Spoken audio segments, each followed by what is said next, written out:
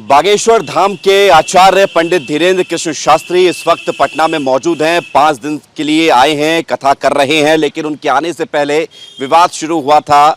राज्य के मंत्री लालू प्रसाद यादव के बेटे तेज प्रताप यादव ने टिप्पणी की कि उनको हिंदू मुस्लिम करने नहीं दिया जाएगा, विरोध किया जाएगा। लेकिन अब धीरेन्द्र शास्त्री आ चुके हैं।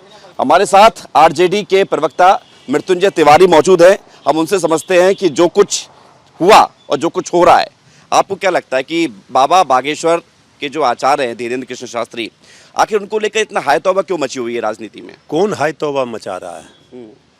किसी ने, हमारी पार्टी के किसी नेताओं ने ये तो नहीं कहा कि हम बाबा बागेश्वर धाम के जो संत हैं, बाबा हैं, आचार्य श्री धीरेन्द्र शास्त्री जी, उनका कथा नहीं होने देंगे या उनका कार्यक्रम नहीं होने देंगे।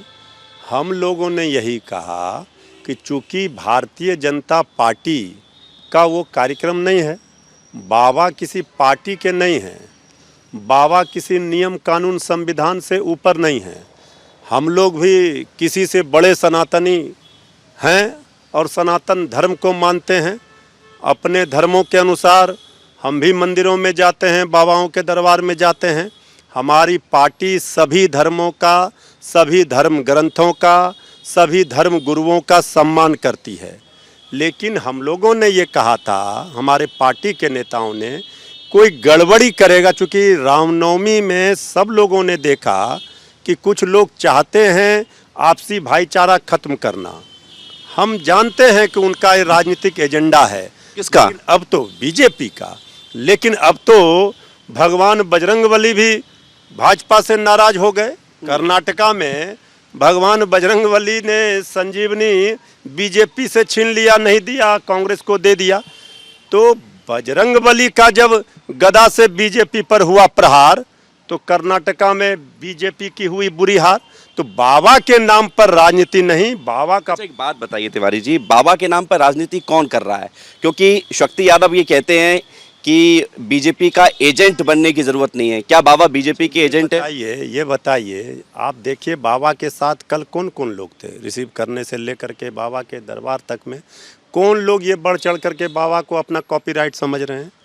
भाई तो आप लोग जान ही रहे हैं, तो वो लोग आ रहे हैं। अभी रामभद्रा जी महाराज जी, हम तो जाएंगे। रामभद्रा जी महाराज भी आए भागलपुर कहलगांव में, वो करके गए। बहुत सारे धर्मगुरु आ रहे हैं, अपने अपने धर्मों का प्रचार कर रहे हैं। तो बाबा पे बीजेपी का पेटेंट हो गया है क्या, ये कहना चाह रहे हैं? ये हम बाबा जनता पार्टी नहीं ना होगा, भारतीय जनता पार्टी। तो ये कैसे पनप रहा है? देखिए, ये लोग चाहते हैं, हम तो कहते हैं बीजेपी को चुनौती देते हैं। अगर बहुत ज़्यादा ये बाबा बागेश्वर धाम के बाबा के लिए उतावले हैं और दिखावटी कर रहे हैं, तो ये बाबा धीरेन्द्र शास्त्री जी को ही मुख्यमंत्री का चेहरा बना देते हैं, क्यों नहीं? अच्छा, आप एक बात बताइए तिवारी जी, ही पार्टी के नेता जिस तरह से बयान दे रहे हैं, भाई देखिए, हम तो स्पष्ट हमने विरोध तो तेज प्रताप यादव ने किया, विरोध नहीं, बात कही विरोध करने की, उन्होंने कहा डीएसएस के द्वारा विरोध करने की बात तो कही थी।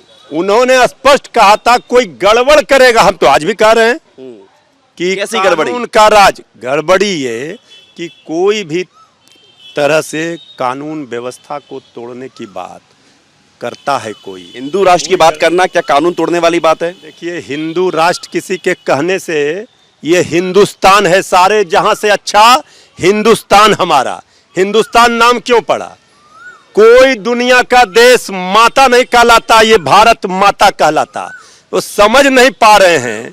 अब कोई अधूरा ज्ञान लेकर के समाज को ये ज्ञान दे रहे हैं, कोई नियम और कानून और संविधान से ऊपर हैं। किसी के कहने से हो जाएगा कि अच्छा, हम तो हिंदू हैं, हम सनातनी हैं। क्या चाहते हैं, हिंदू राष्ट्र बने कि नहीं बने? भाई हमको हमारे लिए नियम कानून जो संविधान कहता है उसी के अनुसार चलेगा ये देश, किसी के कहने से नहीं चलेगा। अगर जो लोग इस तरह की बात करते हैं, उनको हिंदुस्तान के बारे में और हिंदुओं के बारे में सही जानकारी नहीं है। यानी कि आप ये कहना चाह रहे हैं कि धीरेन्द्र शास्त्री को हिंदुओं के बारे में सही जानकारी नहीं है? मैं हम ये क्यों कहने, आप क्यों, आप अपना मुंह से हमने क्या कहा? हम बीजेपी, देखिए, हम हमारे छोड़ दीजिए, बाबा ये बात कह रहे हैं ना। आप इस तरह से डाइवर्ट मत कीजिए। हमने कहा, हमने पहली लाइन क्या कहा? हम सभी धर्म गुरुओं का सम्मान करते हैं, नहीं, ये तो अब हमसे, हम भी खुद ही पंडित जी हैं और हमको भी उतना ज्ञान है, हम भी हिंदू हैं, हम भी सनातनी हैं। अब सवाल उठता, हम तो रोज हनुमान चालीसा का पाठ करते, रामायण का पाठ करते, बजरंगबली का मानते, लेकिन बजरंगबली का नारा लगाकर हम वोट नहीं लेते। बीजेपी को इतना बड़ा सबक बजरंगबली ने दिया, इतना बड़ा गदा से प्रहार हुआ, इसके बाद भी अगर नहीं सुधरेगी तो पूरा तो हिंदुस्तान से बीजेपी सफाया होते जा रहा। अच्छा तिवारी जी, एक चीज और है, आप बीजेपी को साइड कर दीजिए, धीरेन्द्र शास्त्री पर हम केंद्रित रहते हैं। धीरेन्द्र शास्त्री जी कोई भी धर्म गुरु, हम बार बार कह रहे हैं, आप मुद्दे से मत भटकाइए, कोई भी धर्म गुरु का कोई बिहार की धरती पर ना कोई विरोध होता, न सब लोग आते, रोज कथा हो रहा है, देखिए आप जाकर के। लेकिन बीजेपी वाले देखिए किस तरह से बाबा बागेश्वर धीरेन्द्र शास्त्री जी के पीछे पड़े हुए हैं। लग रहा है आपको किसी ने रोका है कि आप भी जाइए? भाई हम तो जाते हैं। नहीं, धीरेन्द्र शास्त्री जी के साथ हम कह रहे हैं कि हमको तो भगवान पर, ईश्वर पर भरोसा रहता है। हम लोगों ने, इस देश ने कई बाबाओं के चरित्र को भी देखा है, ये भी नहीं भूलना चाहिए। बहुत लोग तो धीरेन्द्र शास्त्री को लेकर आपकी राय क्या है? वो कथावाचक हैं, बाबा बागेश्वर धाम के संत हैं, वो कथा सुनाते हैं, लेकिन जब कोई गैर संवैधानिक बातें करने लगे और कोई बीजेपी के एजेंडे पर काम करने लगे तो फिर सवाल खड़े होंगे। मतलब ये है कि आप ये कह रहे हैं कि धीरेन्द्र शास्त्री बीजेपी के एजेंडे पर काम कर रहे हैं, लेकिन हम भीड़ देख रहे हैं, लाखों की संख्या में लोग, भीड़ है, हमारे लोग हैं, हम भी हैं, हम भी जा रहे हो? हम तो मठ में कोई जाने से कोई रोक सकता है क्या? हम तिलक लगाएं, इसको कोई रोक सकता है क्या? हम कह रहे सब लोग, हम अपने मंदिरों में पूजा करते, कोई अपने मस्जिदों में अजान पढ़ते, कोई गुरुद्वारे में पढ़ते, कोई चर्च में जाते।